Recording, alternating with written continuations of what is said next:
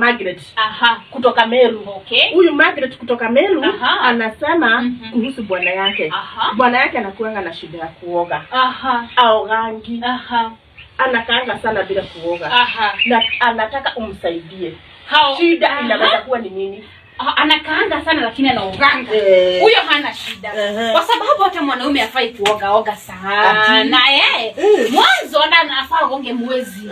Akioga sana labda baada ya miezi 6 hivyo hapo ni sawa. Anabadilisha tu nguo anaenda kazini. Hapo hamna tatizo. Na in case anyeshewe kama sasa hivi wenye kunanyesha. Miaka hiyo miaka 2 asije akapata pneumonia. Kwa sababu unajua wanaume pia wanaweza shikwa na pneumonia. Si kama wanawake. Mbona wanaoga kila saa. Wana waogi sana. Hata akipita mahali aone tu maji. Ameng'ara. Ameoga. Wanaoganga internally. Waje watu wengine wanaanga ni kama ni kuoga physically, uchukue maji uoge. Hapana, kuna kuoga internally. Ile ukiona maji ama ukifikiria maji umeng'ara. Asante sana. Kwa hivyo hana shida. Huyo ako sawa.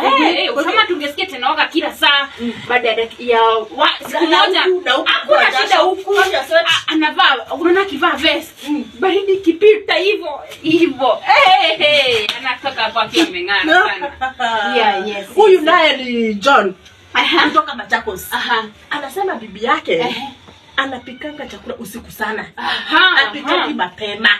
Kila siku wanakulanga saa 5. Kila siku wanakulanga karibu saa 6. Huyo ndio bibi. Huyo ni wife material. Kwa nini? Unajua siku hizi uchumi ni mbaya. Sasa ukipika saa 2 ama saa 1, ikifika saa 5 saa 6, utakuwa unasikia njaa kule tena. Uchumi ni mbaya. So heri masaa iende. Ukikula saa 5 saa 6 ni kama umekula hiyo siku nyingine. Na watoto hata watoto ni kama tu wamekula the next day. Sasa wakikula saa 6 kuna kukula asubuhi.